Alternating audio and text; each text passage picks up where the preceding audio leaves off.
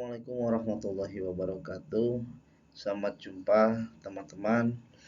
Pada kesempatan kali ini kita akan mendiskusikan tentang pendekatan normatif dan pendekatan teologis, atau disebut juga pendekatan normatif teologis. Nah, bahan kajian atau topik yang akan didiskusikan kurang lebih seperti ini. Asal mula dan makna term teologi, makna normatif dan cakupannya dalam studi Islam, kaitan teologi dengan studi keagamaan, lalu tujuan penelitian, istilah-istilah dalam pendekatan teologis, kerangka kerja teoritis, dan diferensiasi dan unifikasi antara pendekatan teologis dan pendekatan normatif atau pendekatan normatif teologis. Baik, kita mulai dengan topik pertama mengenai asal mula dan makna term teologi. Kata teologi atau istilah teologi itu berasal dari bahasa Yunani, terdiri dari dua kata, yakni theos dan logia. Theos artinya Tuhan dan logia artinya kata-kata, ucapan atau wacana. Sehingga secara etimologis teologi berarti kata-kata, ucapan atau wacana tentang ketuhanan. Nah, secara historis istilah teologi sebetulnya telah ada sejak bangsa Sumeria atau sejak masa bangsa Sumeria. Bangsa Sumeria ini jika teman-teman mengetahui adalah salah satu suku bangsa yang pernah menguasai peradaban Mesopotamia kuno, bangsa Sumeria. Nah, kan tetapi memang faktanya istilah teologi ini lebih populer digunakan pada masa Yunani kuno dengan kata theologia.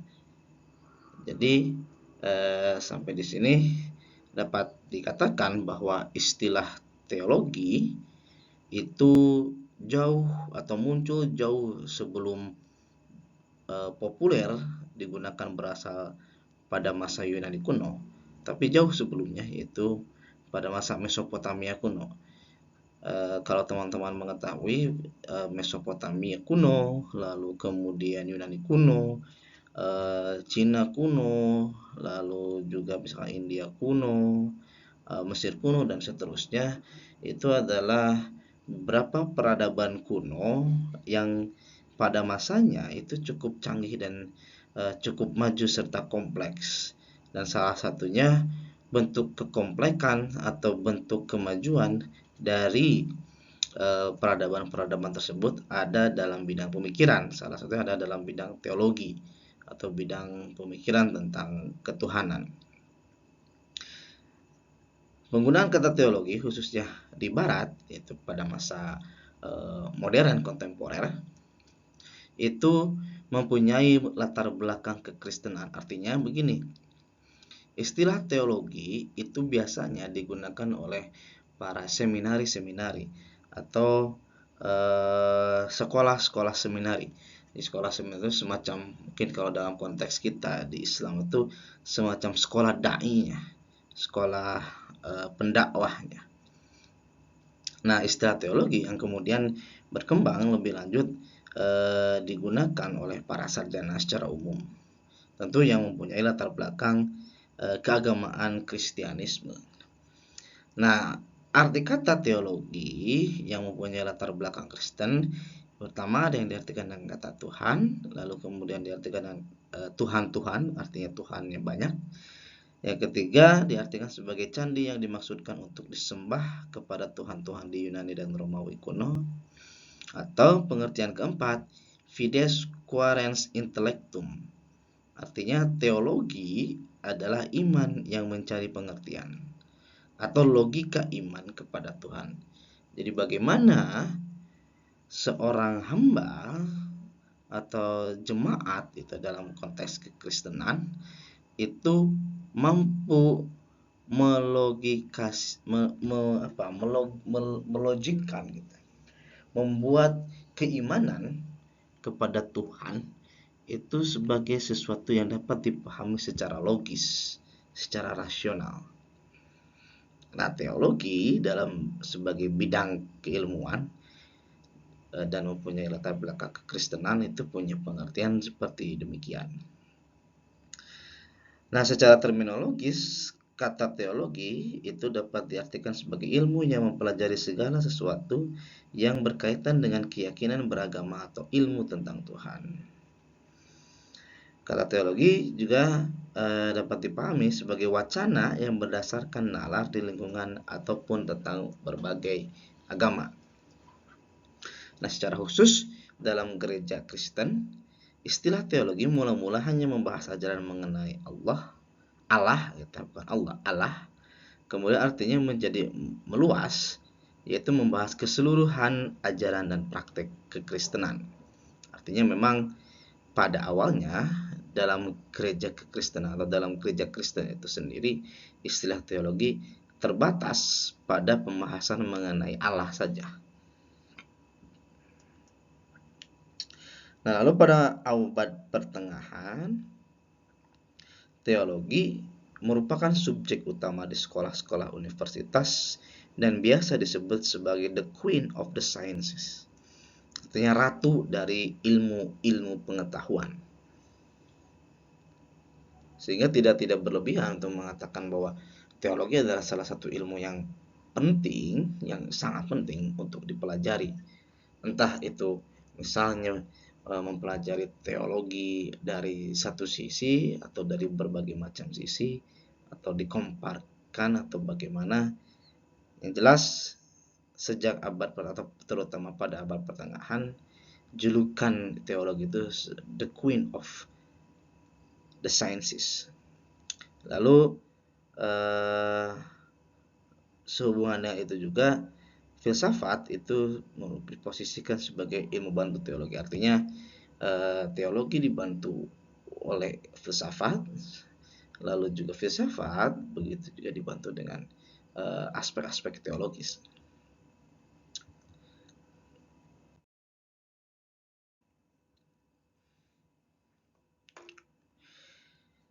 Nah, teman-teman, dalam literatur Yunani kuno, kata teologia dengan makna wacana tentang para dewa itu telah mulai muncul, telah mulai digunakan.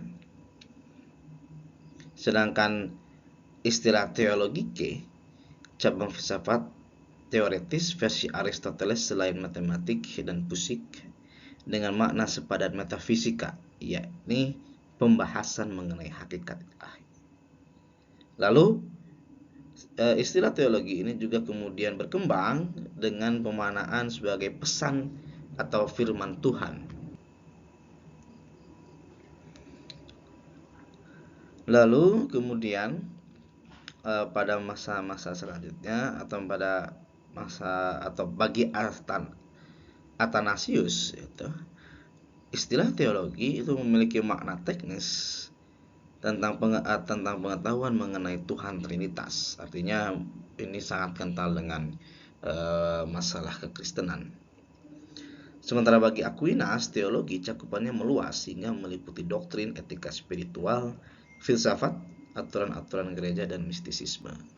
Dari sini dapat dikatakan bahwa istilah teologi itu dari awal kemunculan hingga ya dapat dikatakan sampai hari ini itu mengalami perubahan-perubahan pemaknaan, tentu disebabkan oleh misalnya kepentingan-kepentingan tertentu dari para sarjana atau dari para katakanlah seminari-seminari.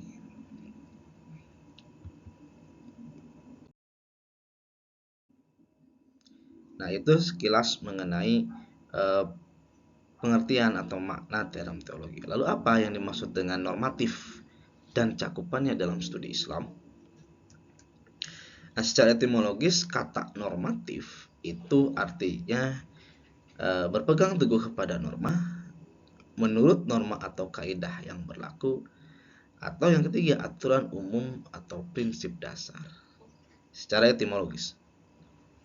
Sementara secara terminologis dan kaitannya dalam hal cakupan pada studi Islam,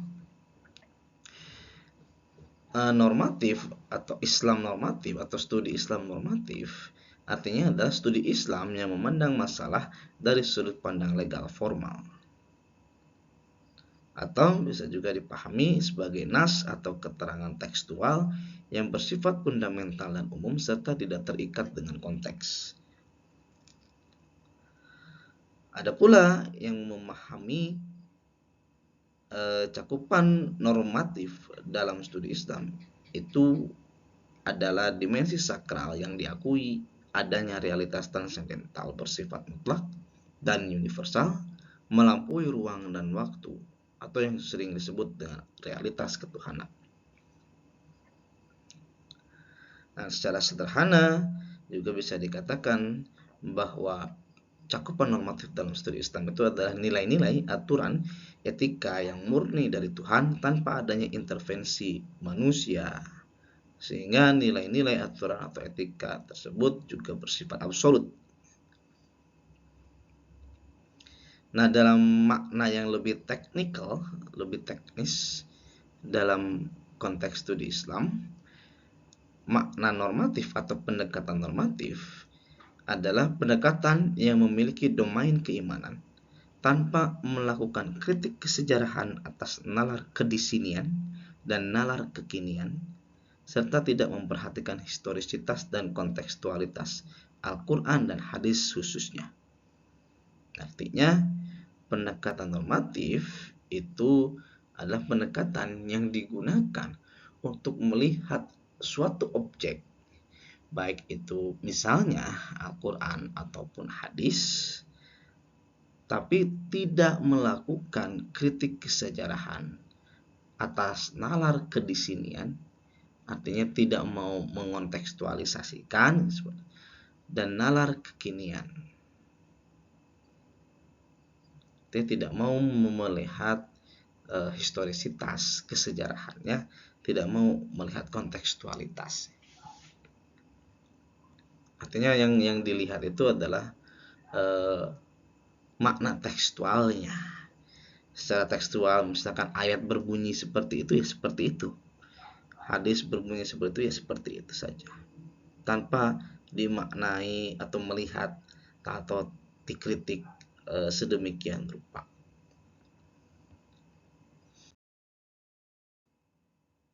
Nah, lalu kaitan teologi dengan studi keagamaan.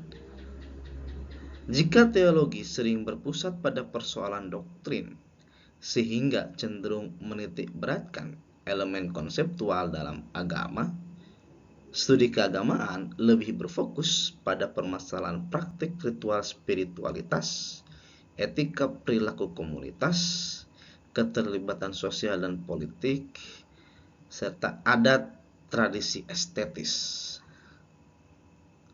Artinya dapat dipahami bahwa pendekatan teologis atau kajian-kajian yang bersifat teologis itu terpusat pada persoalan doktrin saja. Artinya pada persoalan bagaimana doktrin itu dikonseptualisasi atau bagaimana konsep tentang doktrin ini muncul. Sementara dalam studi keagamaan itu lebih luas atau lebih banyak cakupannya, cabang-cabangnya. Bisa melihat pada permasalahan praktek ritual spiritualitas, etika perilaku komunitas, atau bahkan misalkan kegiatan-kegiatan sosial, kegiatan-kegiatan politik, mungkin juga kegiatan-kegiatan ekonomi yang dilakukan, entah itu mungkin oleh perorangan atau individu atau kelompok organisasi, dan juga memperhatikan persoalan tentang adat tradisi estetis.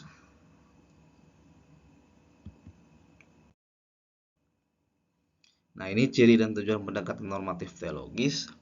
Ada beberapa ciri dan sifatnya. Saya kira tidak perlu disebut satu persatu, dapat dilihat oleh teman-teman. Lalu tujuan dari pendekatan normatif dan pendekatan teologis atau pendekatan normatif teologis. Pertama, penghayatan keislaman. Jelas dalam konteks studi Islam, orang, sarjana, ulama, siapapun yang mendekati fenomena, mendekati objek Islam dengan pendekatan normatif teologis, maka tujuannya tidak lain dan tidak bukan adalah penghayatan keislaman. Lalu yang kedua, penguatan keimanan. Jelas entah itu seorang dai, seorang seminari, seorang misionaris, ketika mempelajari, ketika mendekati, ketika melihat suatu fenomena dengan sudut pandang normatif teologis, maka tujuan yang pastinya adalah untuk penguatan keimanannya atau juga pendalaman agama yang dianut. Itu ciri, sifat, dan tujuan dari pendekatan normatif teologis. Nah, lalu dalam kajian teologis atau dalam istilah yang kadang muncul atau sering muncul dalam pendekatan teologis atau bahkan mungkin dalam pendekatan normatif teologis, itu minimal ada dua istilah. Yang pertama theology of religions atau teologi agama-agama, yang dalam bahasa Latin disebut theologia religionum. Apa yang dimaksud dengan theology of religion? Theology of religion atau teologi agama-agama atau dalam bahasa Latin theologia religionum adalah cabang dari ilmu teologi yang membahas tentang respon teologis Kristianisme terhadap fakta pluralitas agama di luar dirinya.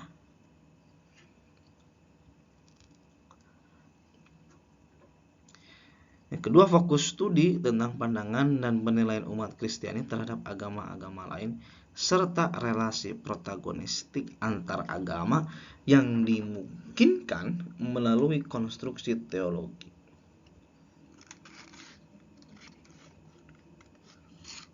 Nah, theology of religion yang dikatakan salah satu penggagasnya itu ada Alan Rees, salah seorang sarjana yang memang mencoba untuk mendalami atau mencoba untuk katakanlah menjembatani antar agama-agama, khususnya bagaimana kekristenan, gereja, Kristianisme itu melihat terhadap agama yang di luar dirinya, ajaran yang di luar dirinya. Nah, maka kemudian Alan Rees itu membuat tipologi tripolar yang disebut dengan eksklusivisme, inklusivisme, dan pluralisme.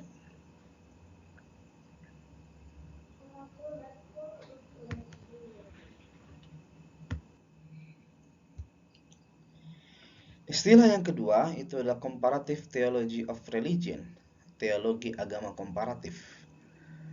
Apa yang dimaksud dengan comparative theology of religion? Comparative theology of religion atau teologi agama komparatif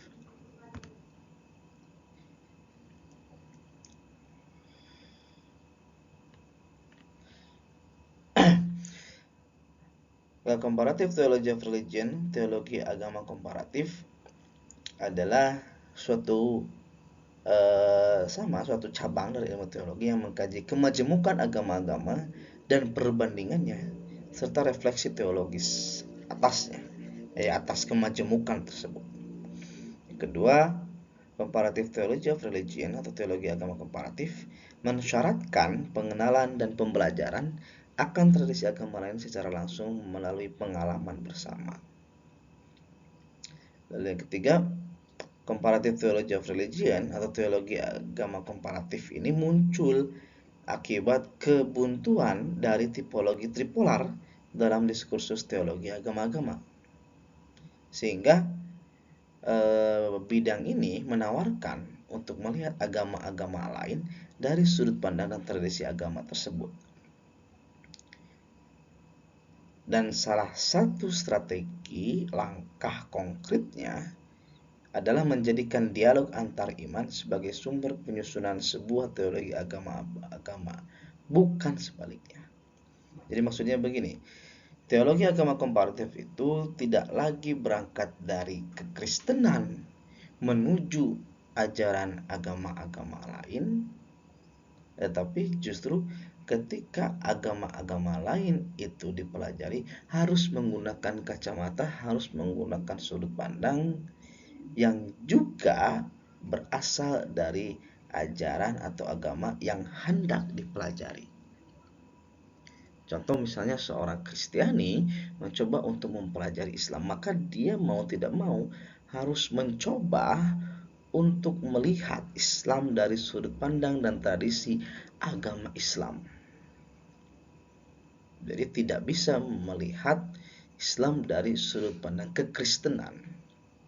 Begitu juga dengan sebaliknya. Nah, sehingga untuk menyukseskan hal tersebut atau untuk melancarkan tujuan itu, ditawarkanlah dialog antar iman sebagai sumber penyusunan sebuah teologi agama-agama.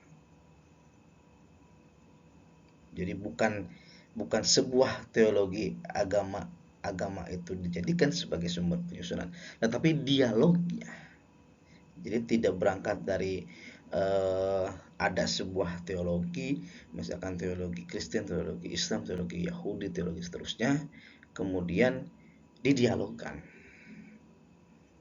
Tapi melepaskan terlebih dahulu teologi-teologi tersebut, berdialog terlebih dahulu, lalu kemudian dikonstruksikan bagaimana teologi agama-agama itu idealitasnya.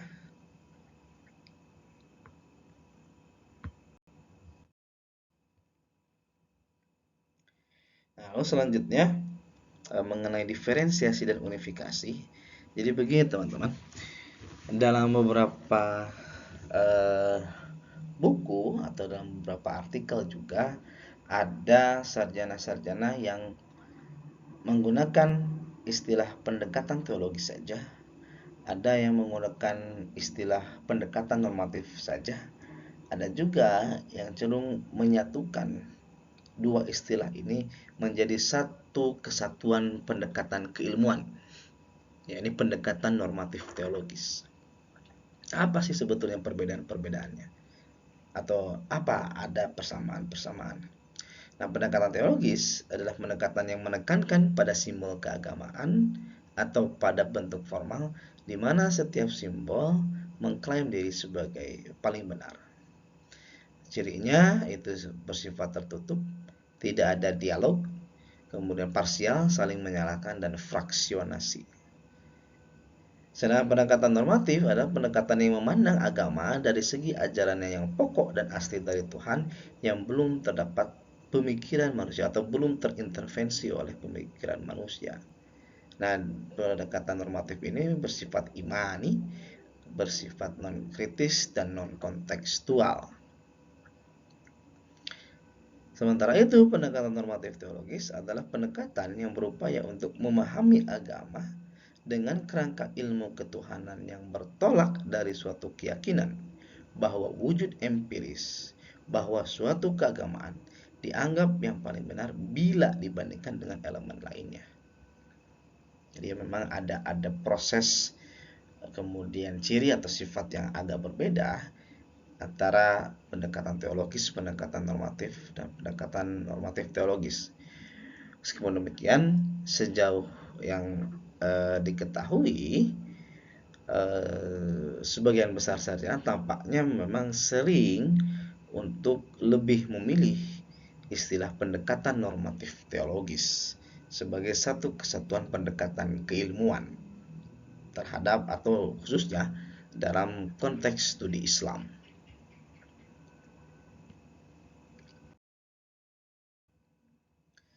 Nah, lalu teman-teman, ini kurang lebih kerangka kerja teoritisnya.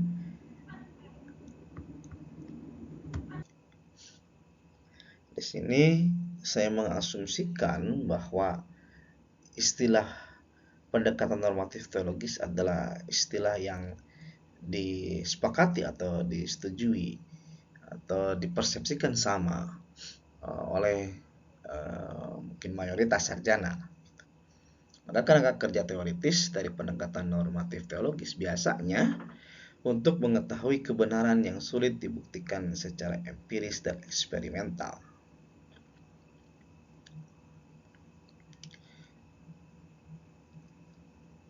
Nah, secara ideal atau pendekatan normatif teologis idealnya atau seharusnya Pertama, tidak terbatas pada formulasi doktrinal. Yang kedua, menyelidiki perkembangan teologis yang konvergen. Yang ketiga, membandingkan teologi-teologi dari berbagai agama. Dan yang keempat, berpusat pada pencarian suatu etika teologis global atau a global ethic of theology atau global theology, ethical theology. Nah, tentu saja idealitas ini sangat-sangat dalam prakteknya memang sangat-sangat jauh panggang dari api. Artinya memang ketika kita misalkan teman-teman nanti mencoba untuk melihat kira-kira mana saja karya-karya atau misalkan skripsi khususnya yang menggunakan pendekatan normatif teologis, maka itu jatuhnya biasanya itu justru untuk mengetahui kebenaran yang sulit dibuktikan secara empiris dan eksperimental. Jadi tidak memiliki tugas-tugas yang ideal tadi, yang 4 tadi. Nah, begitu teman-teman untuk pembahasan mengenai pendekatan normatif teologis dalam studi Islam. Jadi memang pendekatan normatif teologis studi Islam atau juga kadang disebut dengan istilah pendekatan normatif teosentrisme atau teosentris adalah pendekatan yang sebetulnya lebih sering digunakan dalam konteks studi Islam itu oleh para sarjana muslim.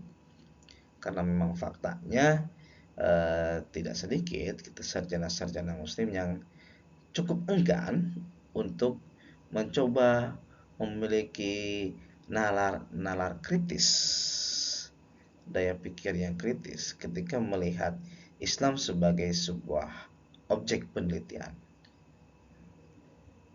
Maka pendekatan normatif teologis ini mungkin bukan hanya dalam konteks studi Islam, mungkin dalam konteks studi agama-agama lain juga.